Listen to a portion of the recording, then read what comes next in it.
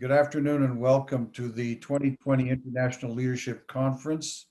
Our overall conference theme for the entire weekend is Opportunity and Hope at a Time of Global Crisis, Interdependence, Mutual Prosperity, and Universal Values. This session is the session for IAAP, the International Association of Academicians for Peace, session 7 of 9 sessions overall this weekend. In this session, we're exploring the theme, Breaking Down the Walls, Pursuing Interdependence for a Community of Peace. Good afternoon, buenas tardes, boa tarde, bon après-midi.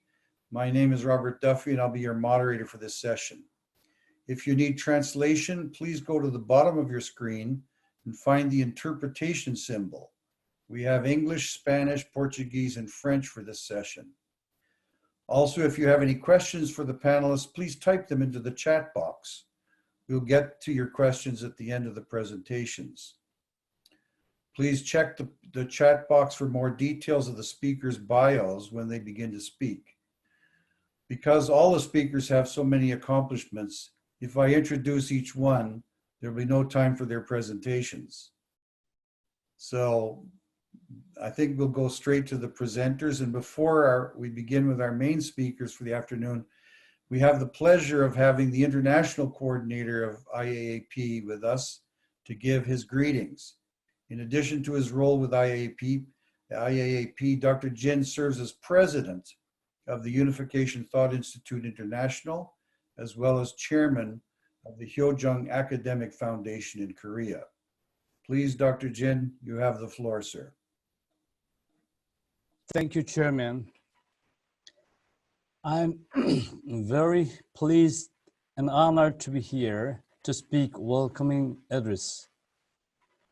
Good afternoon, all the scholars who prepare a paper and those who came to participate in this International Leadership Conference for the International Association of American Academics for Peace. Thanks for representing your country and your discipline. I hope that you and your family are well and staying safe during the COVID-19 crisis. The ideal of interdependence, according to unification thought, is meaningless unless we create a space for God or a universal parental conscience at the center of our work. As human interdependence is sought on all levels, I call on academicians to be the first to proclaim this. Placing God at the center can solve difficult problems which free democracies founded on individualism and materialism, the decline of Christian ethics, monopolization of land and property, and the polarization of rich and poor are creating increasing unrest and dissatisfaction. The theory of three subjects, for example, God, me, and others, where ownership originated in God and belongs to a higher purpose before it belongs to the individual, can help solve some of these issues. Socialism, with no better solution to the human problem, alienates and exploits workers and relies on the law of progress through revolution. Without a healthy dynamic of the law of giving and receiving, the dialectic struggle on all levels can be resolved. More than any place else, a God-centered family is where we can learn the concept of interdependence. The coronavirus has allowed us to reflect on the concept of interdependence and how we can solve elements of selfishness and greed in our larger society. Please take the time to consider how you can create a new God-centered interdependent culture through your personal field and discipline. Thank you very much. God bless you. Thank you very much, Dr. Jin, for sharing those thoughts with us.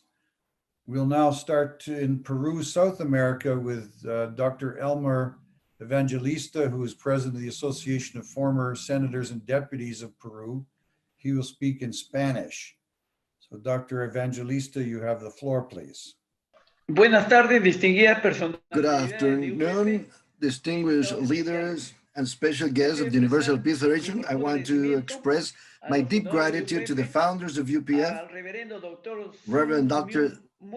Sung-Bae Moon and Dr. Hak Jae-han Moon, for the great vision to achieve universal peace. I also would like to express my gratitude to Dr. Thomas Walsh, UPF, President, Chairman of UPF International, and Reverend Doug Machine, Regional President of UPF South America, and Trevor Jones, President of UPF Peru, for inviting me based on my academic and professional career to be an ambassador for peace, and also the opportunity to participate in the 2020 World Summit in Seoul, Korea, and to offer my presentation today, Peru and the Pacific Basin and its challenges. Peru is a wonderful country in the Pacific. It has a population of 32 million inhabitants. It's a great human resource potential for professionals and university students with 2.5 million. It has a large emporium of natural resources, geological, mining, energy, fishing, and tourism. Machu Picchu and the Amazon as wonders of the world. Peru has a unique wide of biodiversity. It has 84 microclimates of the 114 that exist in the world. Peru in 2019 had a good macroeconomy, and unfortunately, due to COVID-19, has affected the health of the population, has affected the economy, work, and education, among others, in Peru. Peru, based on its geological and tectonic characteristics, presents a great variety and abundance of minerals. Currently, 3,500 varieties of minerals have been discovered in the world, and Peru, it is estimated that there are more than 1,200. Peru is considered the 5th country in the world that has the largest reserves of silver, gold, copper, and zinc. It has also other radioactive minerals and heavy minerals, which are being highly valued in microelectronics and nanotechnology. The Pacific Rim in the 3rd millennium is the most dynamic region in the world, geopolitically and geostrategically. It is made up of 56 countries and has a population of more than 3 billion people. It represents the largest economies and emerging countries with the great potential for natural resources and tourism, but we need to invest in technology.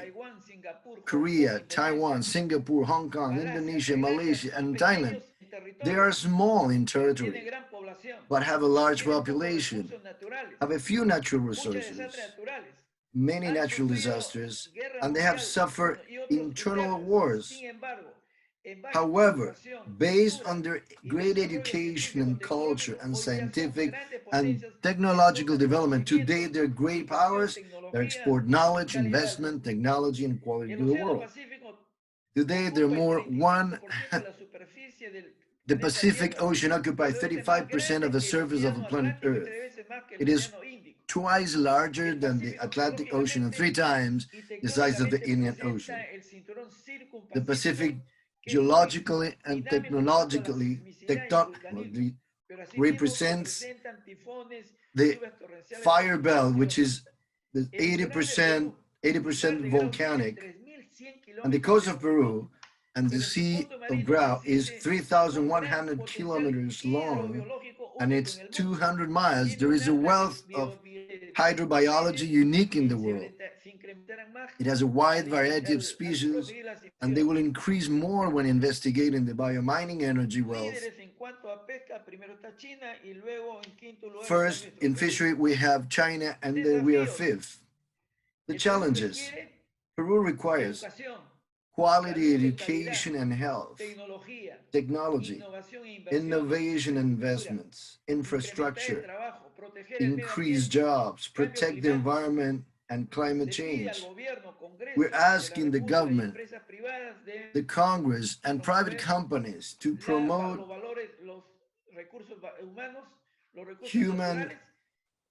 valuable human resources, natural resources, and their industrialization, especially tourism.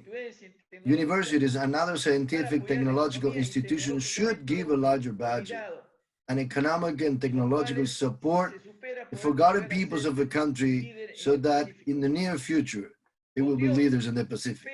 With God, faith, love, understanding, and hope, we integrate efforts, cooperation, and solidarity. Thank you so much. Merci, domo arigato, alaikum salam, assalamu alaikum. Thank you very much. Thank you, Dr. Evangelista, for your insightful comments. Thank you so much. Appreciate that. Now let's go to Brazil, where we'll hear from Dr. Fabio Henrique Pereira. He is president of the Municipal Faculty of Palhoça, Santa Catarina State in Brazil. He will talk in English. Dr. Fabio, you have the floor, please. Good afternoon. First of all, I would like to thank you for the invitation received by the Universal Peace Federation to participate in this incredible event for the world peace. My name is Fabio Pereira. I am the Dean of the Palhoça Municipal College, located in Santa Catarina, Brazil. I would like to start my speech the words of the Brazilian scholar, Professor Antônio da Cunha Duarte Jusso, who teaches the ethics course at a university in Germany, where he has Christian, atheist, Hindu students. He said that he was confronted with having to better differentiate the concept between morals and ethics in the discipline he taught, to do moral difference existing among students in the class and the need to acquire a minimum of common ethical values to qualify them for appropriate intercultural relationships in everyday life and obtain sufficient understanding to respect the different morals and beliefs of different nations, countries, religions, and cultures. We are currently experiencing both at the global level and notably at the national level. It seems suddenly that political, social, human aspects which were in a latent state of fermentation explode, putting in danger national and world peace. We are living in a time characterized by relativism moral and the apparent weakening of values that are necessary to live in a more human way. The situation of stability in society has reached global proportion, seeking to compromise civilization all over the planet, the ideal of society built during history in crisis. Nowadays, cultures on a global level are facing serious moral and ethical problems, and national suffering at difficult moments of their history, which leads to a crisis in the sense of understanding the human being and his moral and ethical values. Thus, it's necessary to build a society with people of goodwill, willing to create a world for everyone, for all, and in order to reach this, we should bet on youth, to them to contribute to social and human development. To achieve this, it's necessary to youth fight for the new ethical perspective, and it becomes concrete in the sense of establishing a unique and acceptable ethics and moral for the different religions, cultures, and nations around the world. The planet has an urgent need to reach a consensus in the relationship between people, common ethical values, and principles can be established in a way that will influence the law of the different nations. On a daily life, ethics and morals almost the same meaning. However, it's not. While it has a more scientific and political character, morality has a more religious and cultural character. Thus, ethics aims reason, rational, and understanding arguments. It makes ethics a matter of logic because it acts in the sense of good, with rational arguments. Morality has a more religious connotation because it bases its action basically and is on spiritual values. What is observed today in the world and in Brazil is in ethical and moral values due to corruption in organized crimes, biased, there are religion intolerance, race, color, beliefs, and sexual option. It's culminating in the increasing of violence in interpersonal relationships, collective insecurity, among other problems. In the ethical worlds, the rules that will govern the conduct between members of a community are established, they produce an order of social reality, defining what's good and bad, right and wrong, just and unjust, the excellent and the bad, the correct and the incorrect. Moral values need to be cultivated. Nobody get born with it, nor can they be automatically transferred from one person to another.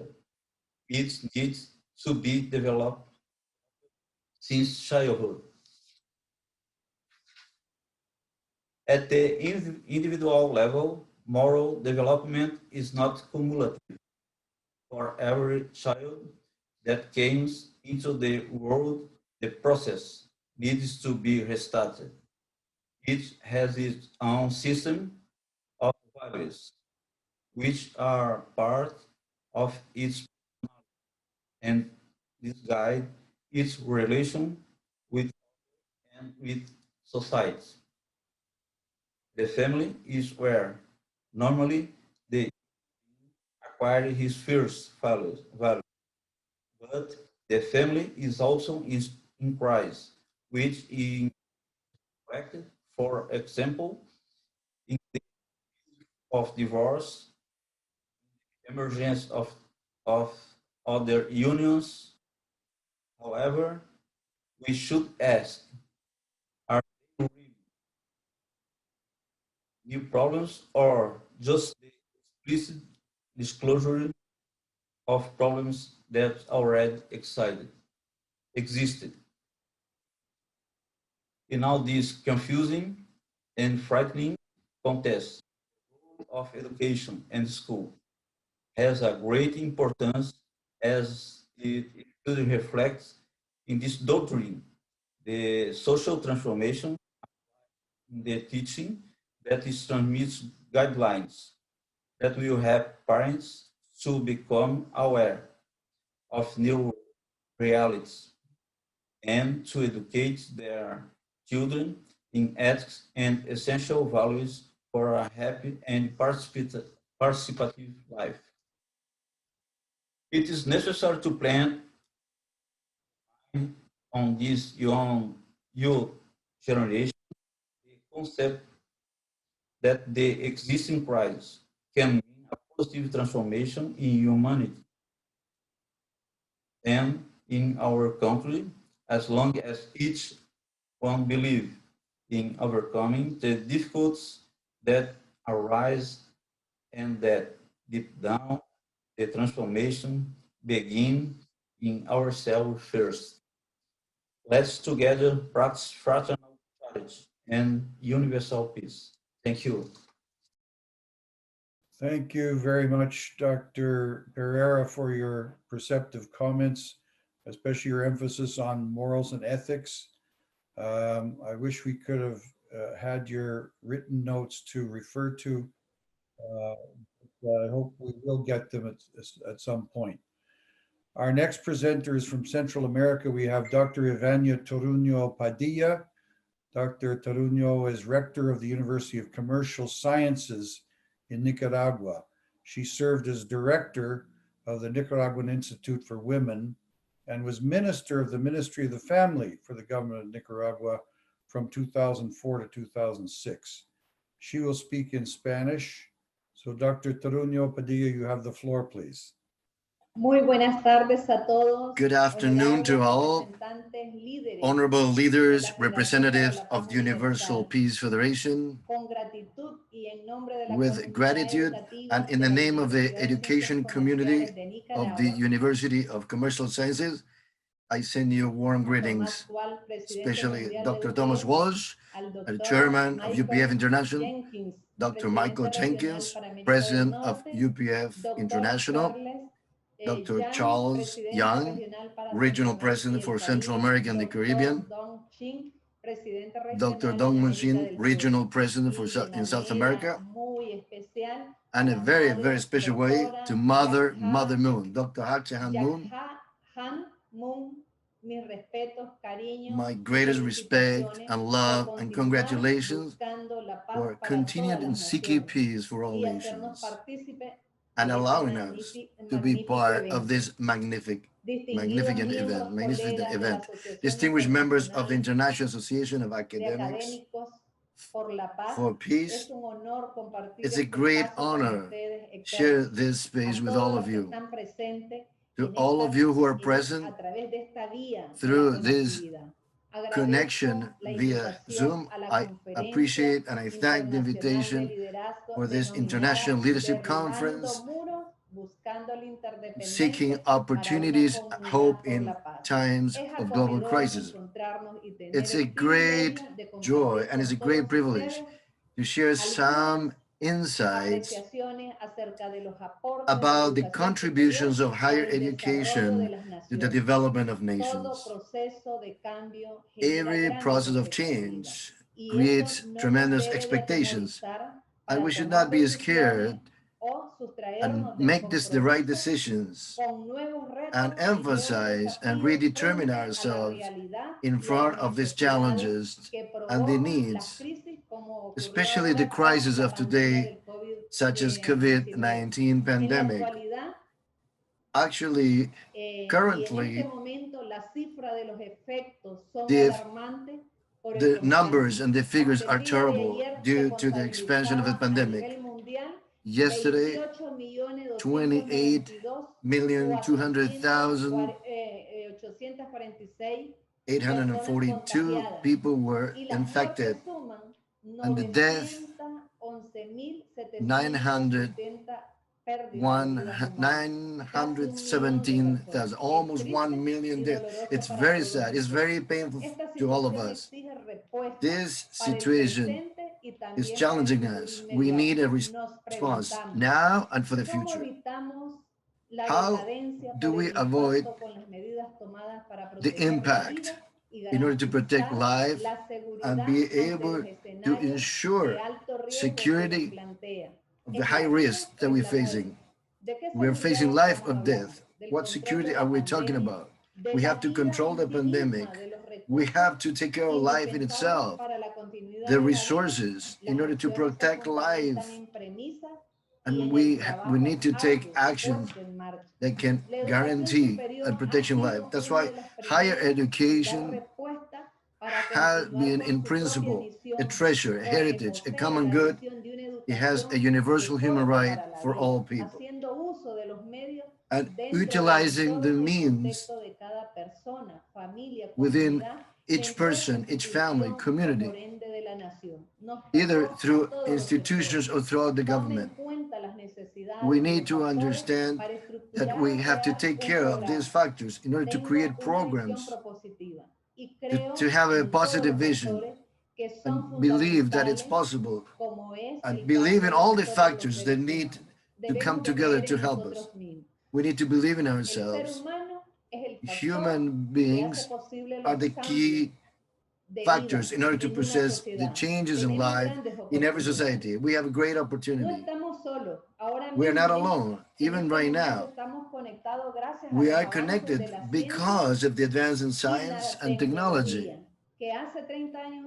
That 30 years ago, this could have been a dream because of the poverty and the access to technological means. We have a lot of challenges, but we prioritize according to the needs.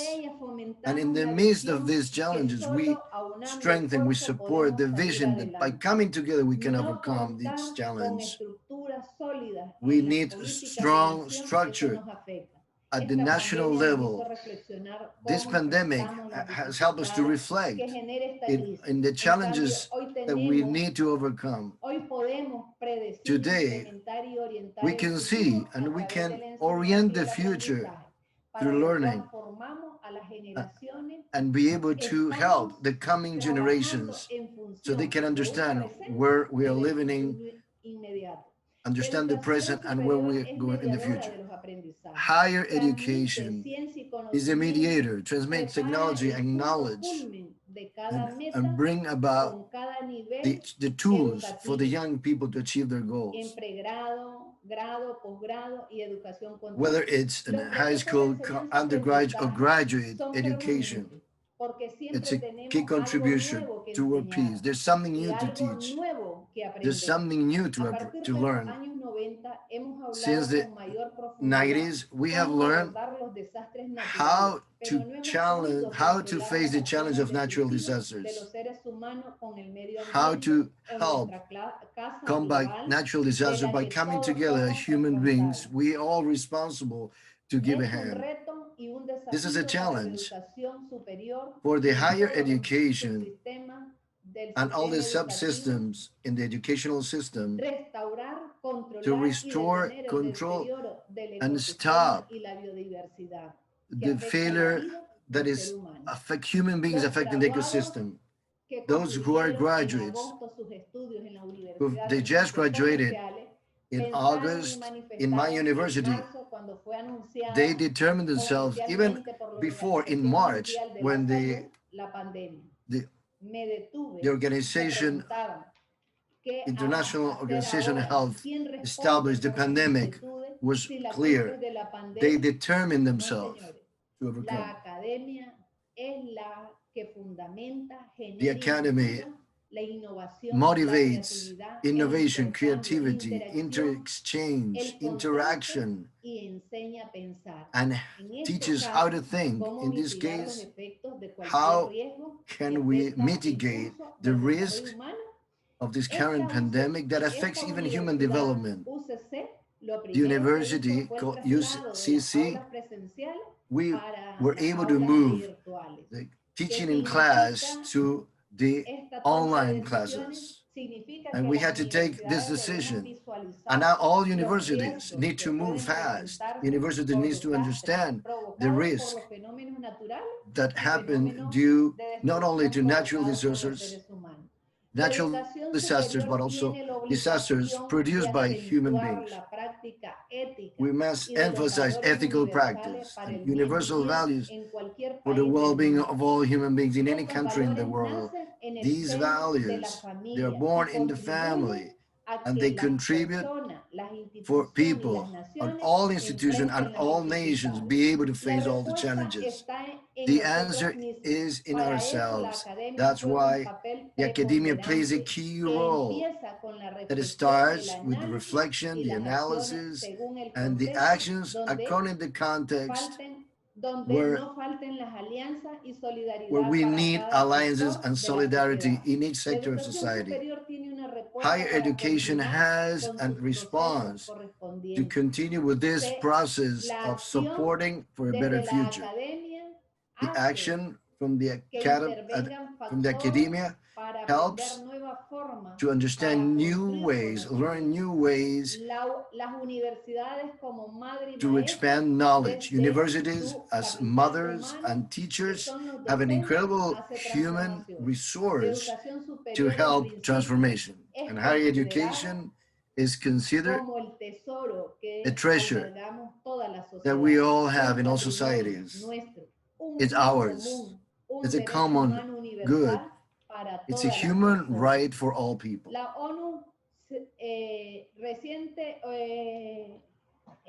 The United Nations in 2015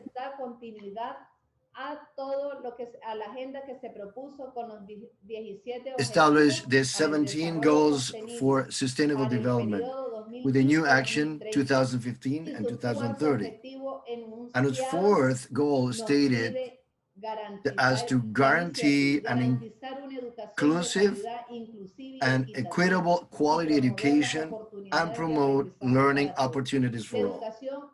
Education has no owner and belongs to everyone. It is a tool for excellence, for human development, and its challenge is to know how to accompany it with knowledge from three premises: the personal, professional, and as a society level, taking into account the different systemic factors, whether it's pedagogical, social, cultural, political, environmental.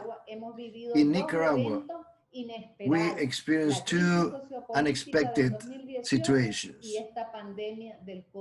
the political unrest in 2018 and the current pandemic. We can't wait. We must move with practical answers. We have to analyze the whole context, and then we have to take responsibility. And that's where university works.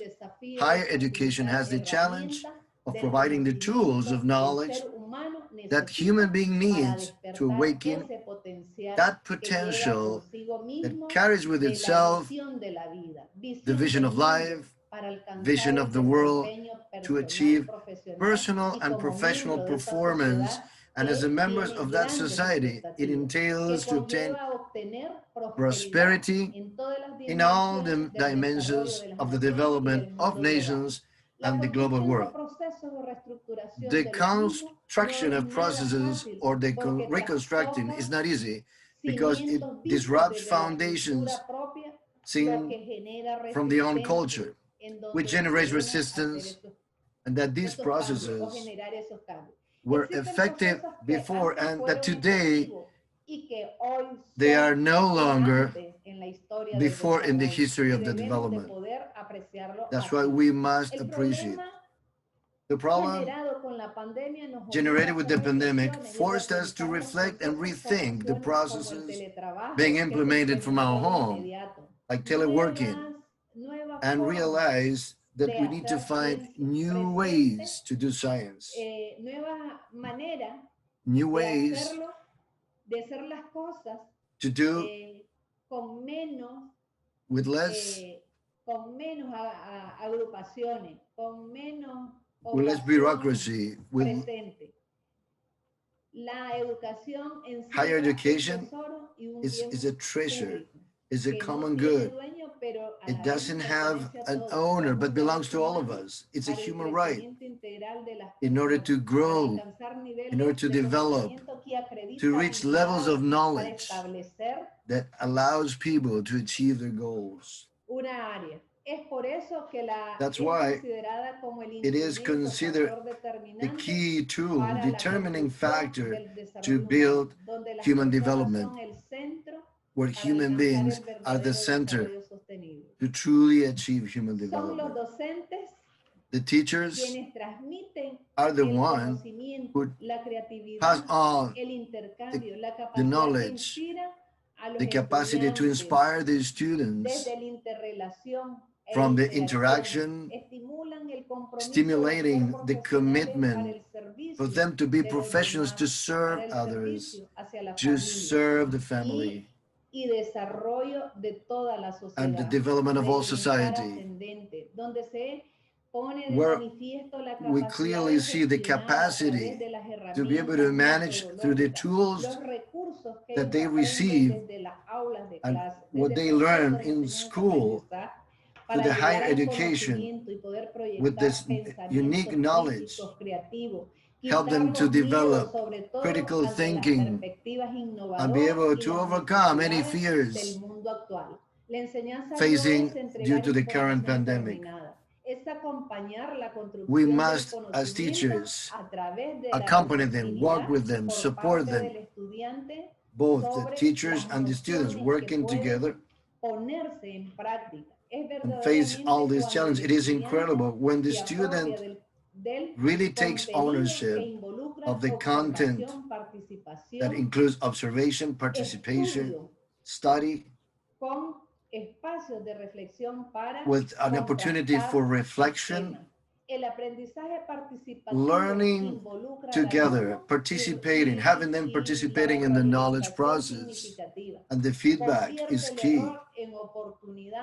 Be able to see the mistake as an opportunity, and the student is always the main player. The student is the center of any action that we do in our educational institution. The most important thing is how to understand the quality that the professional needs to have within each nation to be qualified professionals of education to help develop in all nations. The academicians have a key role, and they have to work together with the students and their active participants in the solutions. We must take seriously the role of academicians when the nations are seeking development and transformation. Please bring to a conclusion, Dr. Ivania. Thank you. Los modelos educativos son determinantes. The educational models are determinant, and I want to conclude with this. From the academia, we need to do effective development moving forward. Thank you very much. May God bless you all. Thank you very much. Thank you so much, Dr. Ivania. That's very insightful and a lot of content there, which I wish we could reflect on further. But now I'm going to go to North America, Canada, in fact, where our next speaker is Dr. Iouri Pankrats. Dr. Pankrats is professor of linguistics at Simon Fraser University in Vancouver, Canada.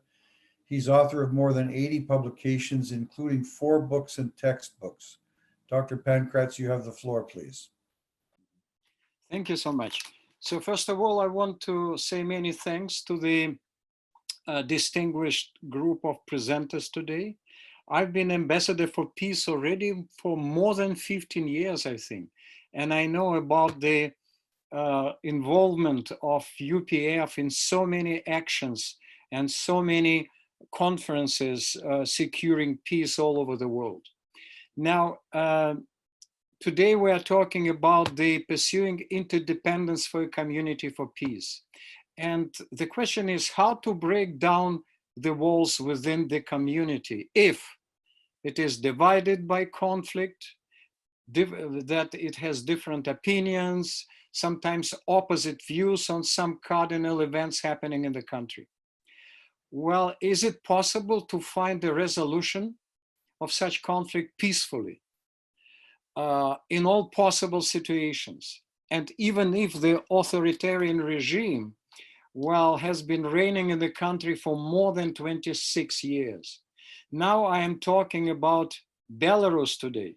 Though I'm from Canada, but Canada has never been indifferent to the events and tragic events around the world, and was active in order to express its own position on these events.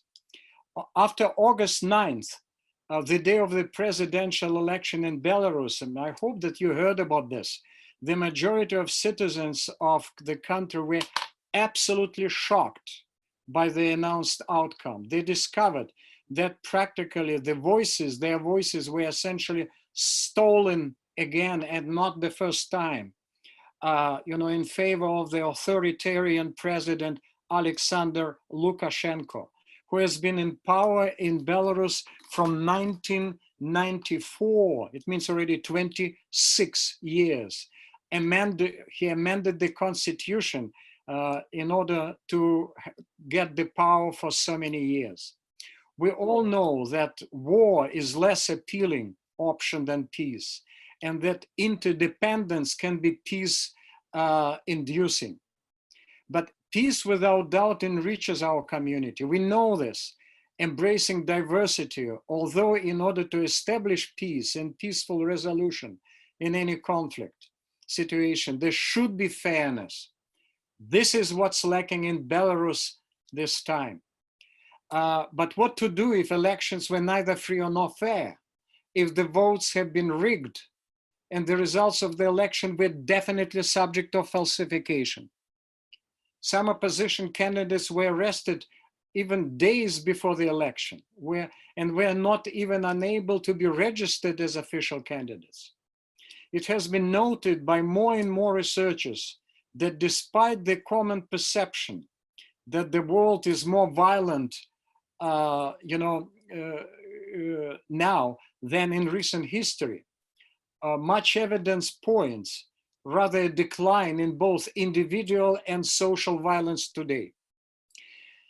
And what's absolutely amazing, guys, in case of Belarus, I think that people of Belarus provided evidence of this. Hundreds of thousands of Belarusian citizens responded to this unfair, neither free nor honest election peacefully. Peacefully, I want to underline this. Today is more than 1 month since the election day, but the people of Belarus are still peacefully protesting against the rigged outcome of the elections. They respond to the violence of the authoritarian regime peacefully, although thousands of them were illegally arrested.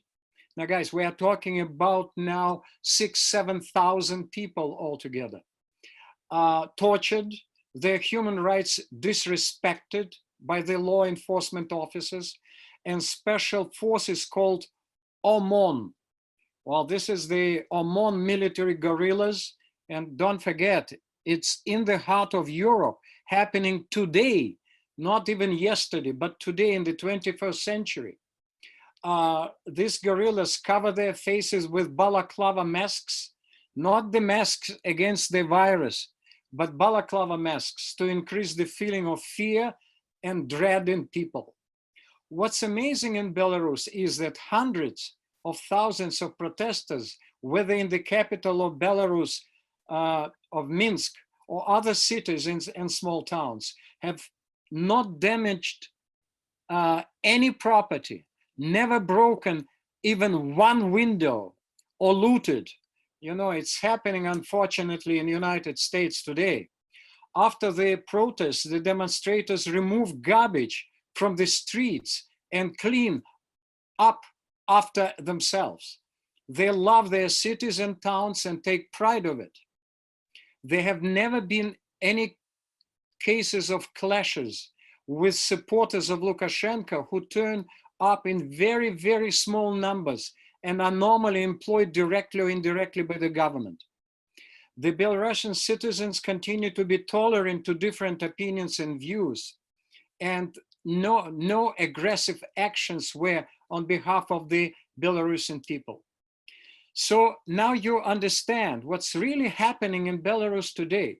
So the results of the election eroded the democratic legitimacy of the vote completely, according to the official numbers, and you will be maybe shocked by these numbers.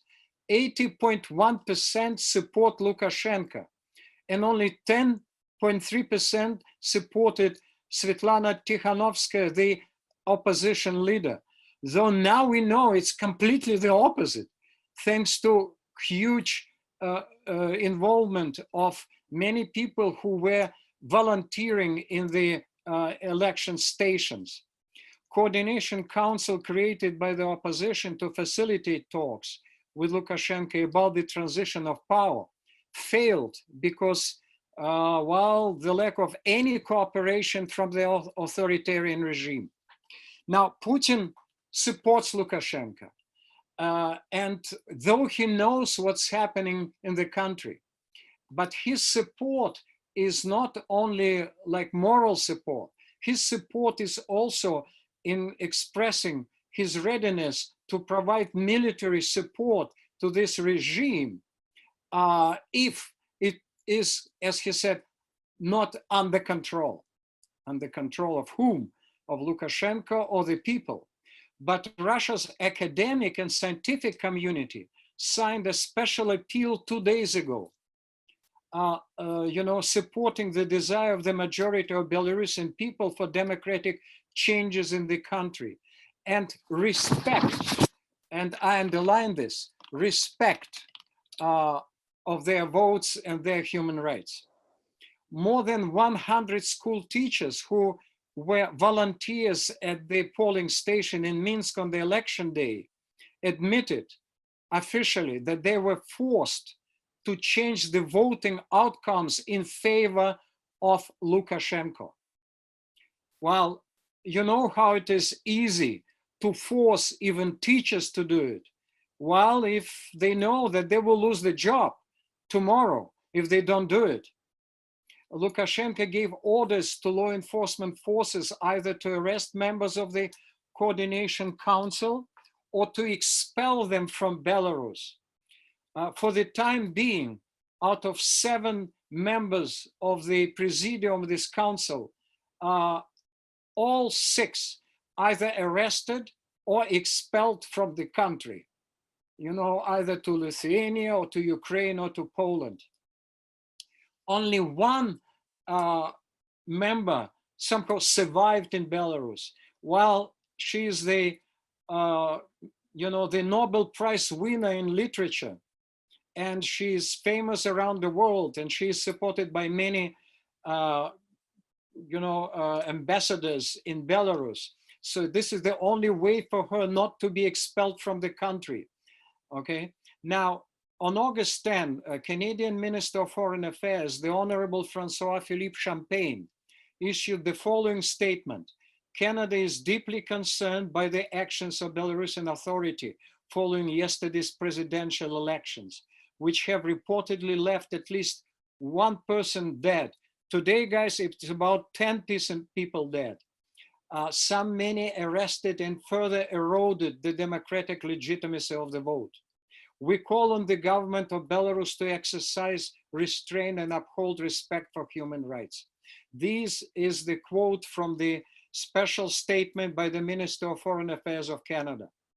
But the questions today, after 1 month of peaceful protest, are still the same, and they are critical. And I want to address them to the members of the symposium today and to the international community at large. First question is the following: whether, and I want to underline this question because they're important not only for Belarus, whether a more powerful military and police forces offer greater security to their citizens in the country or greater risk for humanity. Secondly, based on what is happening in Belarus, if a huge majority of the population of the country peacefully protests against unfairness of the authoritarian regime, what steps should the international community take to express its commitment to the people of Belarus or any other country in absolutely similar situation? Thirdly, is expressing concerns or supporting the sanctions enough to coordinate our efforts and respect the will of the majority of people desiring for free, fair, and inclusive elections? And lastly, if the authoritarian regime has no intention to start any negotiations and talks and continue persecution, not only the opposition leaders, but thousands of peaceful citizens, thousands of students from different universities in different cities of Belarus, what we, citizens of the world, ambassadors for peace, academicians, should do in such dreadful situation? This is the question which I address you. Today we know that thousands are in prisons, some disappeared, and by today 10 protesters have been killed and countless tortured by Lukashenko's regime. History will show if the current strategy of Belarusian people of being relentless in the pursuit of change while at the same time being peaceful and non-violent will produce the desired outcome of fairness and democracy.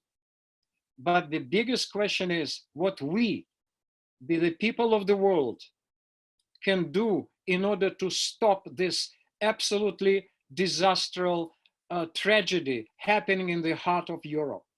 Thank you. Thank you very much, Dr. Pankrats, for that eloquent plea for action on the situation in Belarus, which is really tragic and horrible. Next, I'd like to call upon our American friend, Dr. Alexandre Mansourov. My friend in Washington is today with us. Professor Mansourov is an adjunct professor of security studies at the Edmund Walsh School of Foreign Service, Georgetown University in Washington, D.C. He's also adjunct professor of Korean studies at the School of Advanced International Studies at Johns Hopkins University. He will speak in English, so those who need translation, please do so. Professor Mansourov, you have the floor, please. Thank you, Mr. Chairman. Good afternoon, ladies and gentlemen. This is a tremendous honor for me to address this distinguished audience. A year ago, when we met in Seoul, we had a very enlightening discussion, and yet now, a year later, so many walls have been built up, some by nature, others by the governments. We cannot fly, we cannot sail, we can't even drive to many places these days.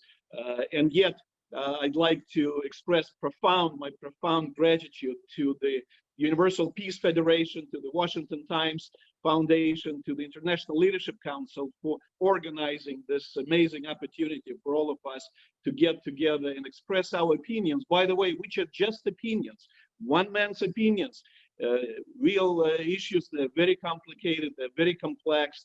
What I like about the International Leadership Conferences is that they try to be apolitical, they try to tread the middle ground, they really stay away from inflaming tensions, because situations in many countries around the world, they're much more complicated, much more difficult to resolve than it meets the eye. And so we don't need any propaganda outbursts in these leadership conferences. Now, we have very few minutes left, so let me say a couple of things about the higher education, the state of higher education in the world today.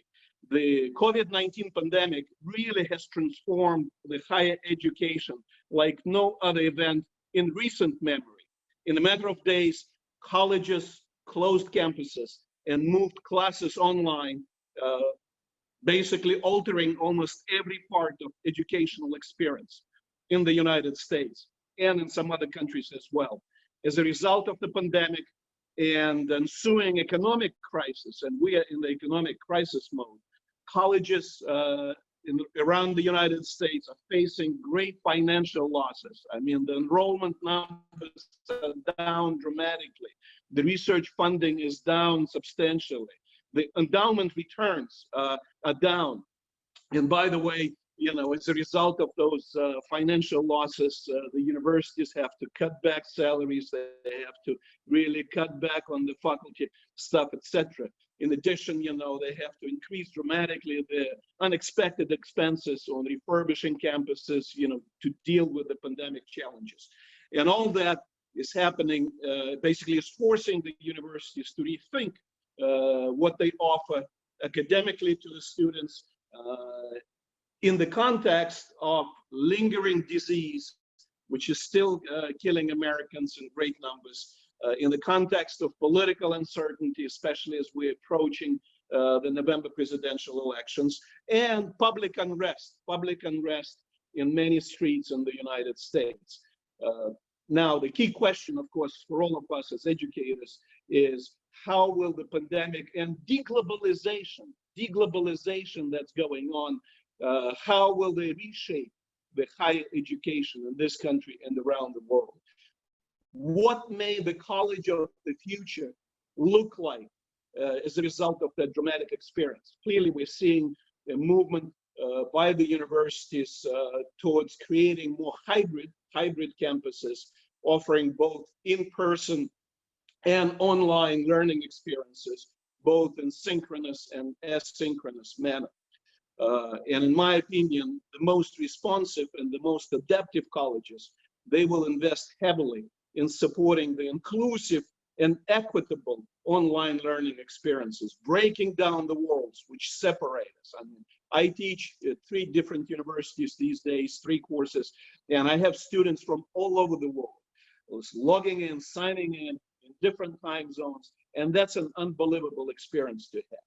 Now, post-COVID, colleges really must develop a much more externally focused business model because of shrinking enrollments, as I said, especially from the overseas. Now, there was a time when every college tried to jump on the China bandwagon. And of course, today, especially in the United States, given what's happening in the US-Chinese relationship, every university is trying to jump off the China bandwagon as quickly as possible. So colleges must basically direct their resources to expand professional development in online teaching, to foster the sense of community, which is very difficult. Again, we are not here to offer edutainment, we're here to engage students in higher learning. And also at the same time, they have to figure out how to refurbish campuses to meet the challenges of the pandemic. They will need to support the growing numbers of disadvantaged students who are going to join our higher education processes and develop a much, much stronger commitment to access for all on an equitable basis, as well as our commitment to local communities. And with that, thank you very much for your attention. Thank you very much, Dr. Mansourov, for those very, very insightful comments. It's really time that the business model of university education is changing, and that you certainly pointed to that. So I'd like to go now back to Central America, where we have Dr. Alves Gonzalez Garita ready to speak. Dr. Gonzalez is professor of law in Costa Rica. He served as dean of the Faculty of Social Sciences at the Autonomous University of Central America. He was representative of the United Nations at the 1989 elections in Namibia, Southwest Africa. He will speak in Spanish. Dr. Gonzalez, you have the floor, please. Muchas gracias, Mr. Duffy, y un saludo a los copanelistas en esta tarde. And my greetings to all the panelists. I salute the UPF and our global leaders, the organizers. Special greetings to Mother Moon for seeking Father Moon Flame alive, keeping Father's Moon Flame alive, especially today as we celebrate 15 years of this founding, this wonderful global initiative such as UPF. the Academy. This group of human beings who form knowledge and now in the process of facing a new reality. Today is enough to say pandemic so that we understand that this unpublished invisible character in current history, but visible in its economic, social, political, religious, physical, and mental health consequences has come here to stay. This places an extraordinary burden on the academy and science, being the access on which the hopes of the world are to overcome this difficulty, which we would not even wish to have lived in nightmares. Economically, the consequences are catastrophic, unpredictable, unsurmountable, and with a timid action on the side of the international community. Because we show solidarity within our families, also our communities, but we haven't seen enough proactive economic actions with global effects. Socially, we are in anguish, fear.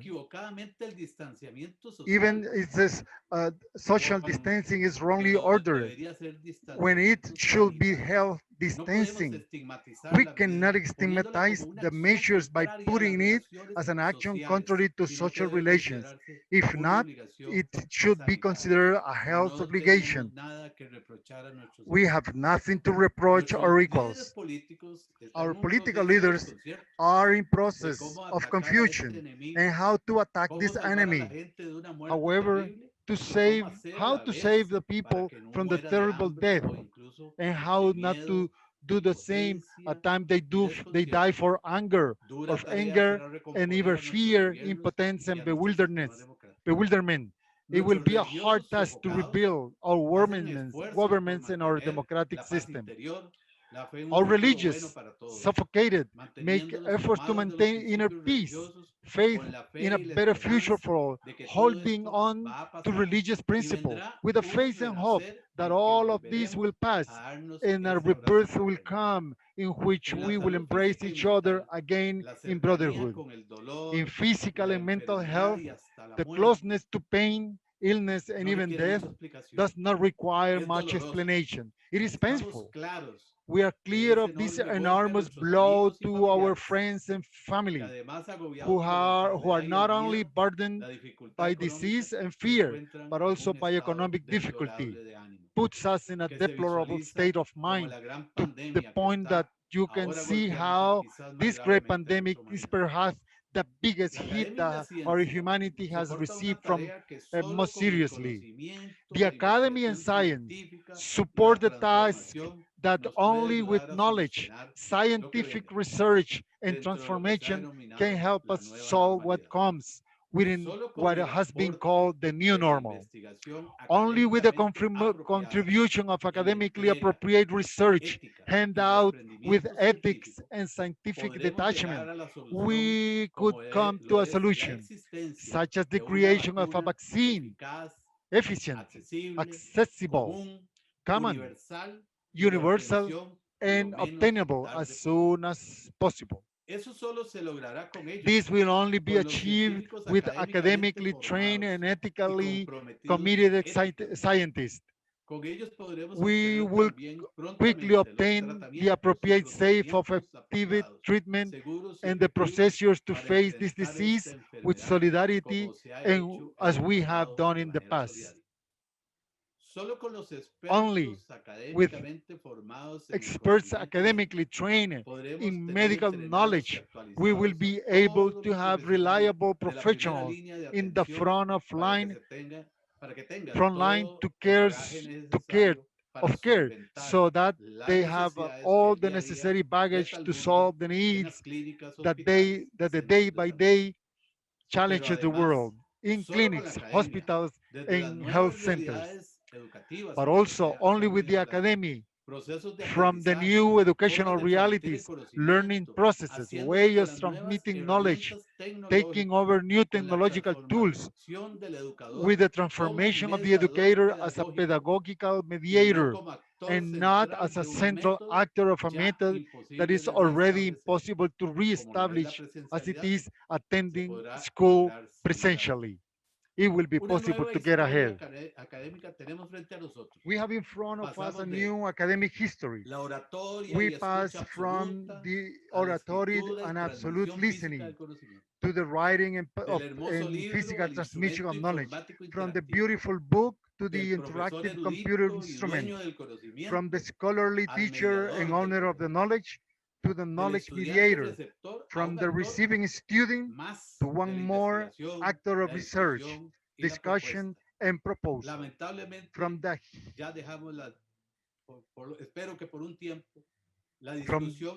heated discussion in the classroom, school corridors, and all comfort coffees, to the virtual sessions with little warmth of closeness, but in the comfort and safety of our homes.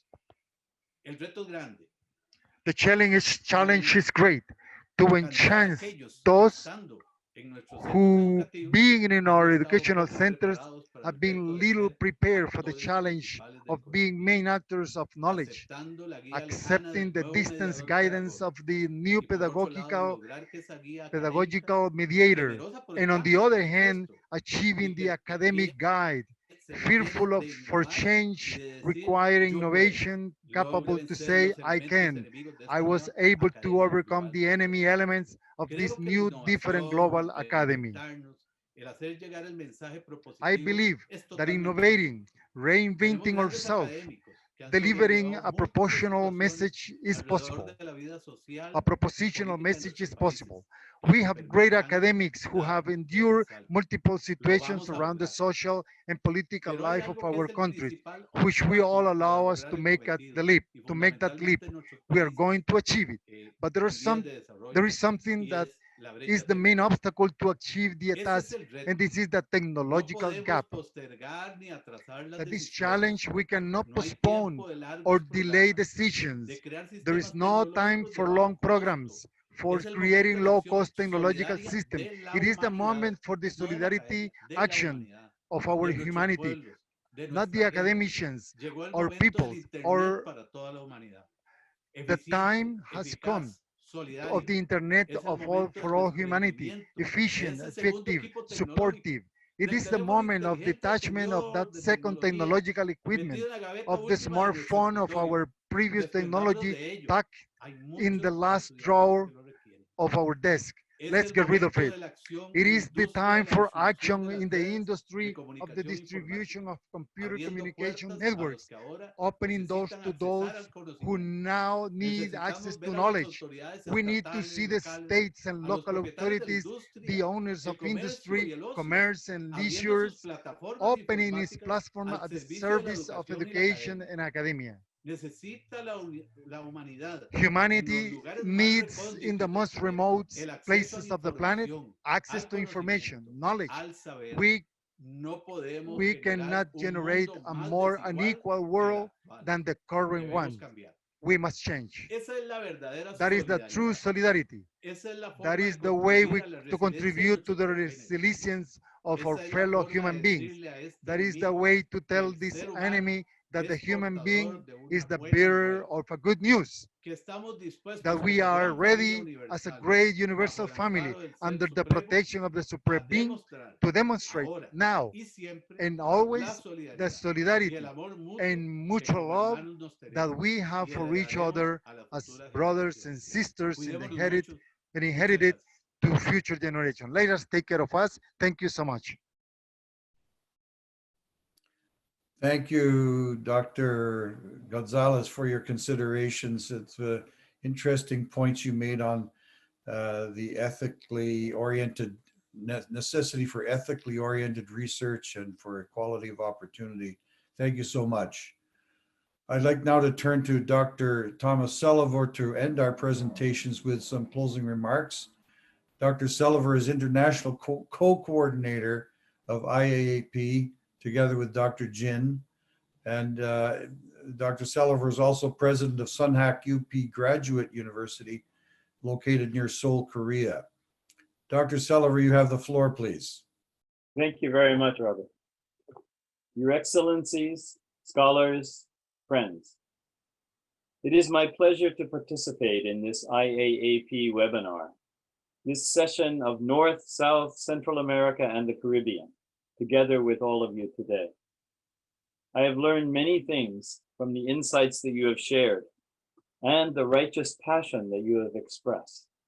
It moves all of us listening. I also want to thank Dr. Hak Jahan Moon for the motherly push that has brought all of us here together. In addition to specifically peace-related studies, we can say that all academicians are or can be engaged in peace building, both within and between the academic fields in which we are working. In whatever academic area we work, we must strive to be peace builders who contribute to the recognition of interdependence, mutual prosperity, and universal values. Although as academicians, we can sometimes be quite critical of one another, as long as the critique is dialogical, seeking truth and understanding and ultimate inclusiveness and reconciliation, then it can be counted as constructive toward peace building. Besides all the other walls between people and groups and nations that need to be broken down, there are also the walls that have been built up between fields and disciplines so that knowledge is so fragmented today. And we need to work together in a spirit of interdependence for the community of peace.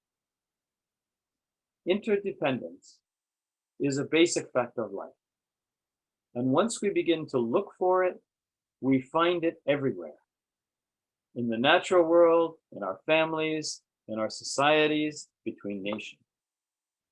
As Dr. Thomas Walsh, chairman of UPF, noted in the opening plenary session of this ILC, interdependence indicates that we are bound together as one people, and that what affects any of us in some ways affects us all.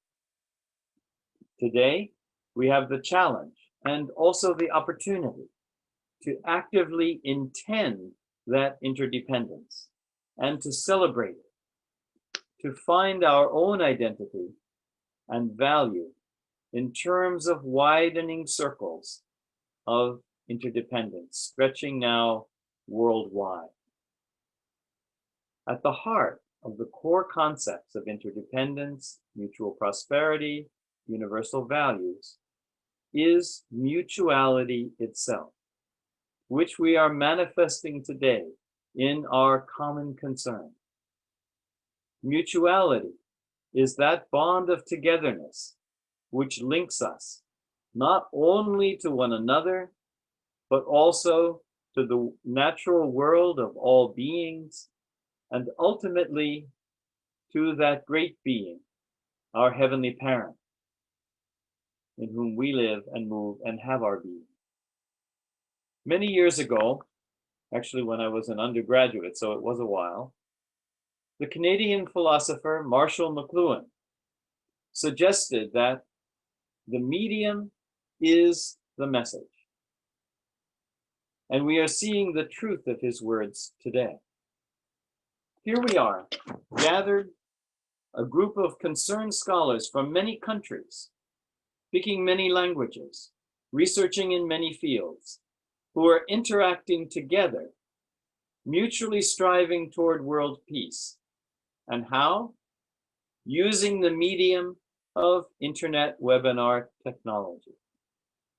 So this medium itself is part of the key to the message. This is what we have done together today, and this is what we ought to be doing, using this medium vigorously in order to build understanding and break down the walls that have kept us apart. Under these circumstances of COVID-19, there are certainly so many challenges, as other speakers have noted, but there are also opportunities here to reconceive what it means to be the human community together.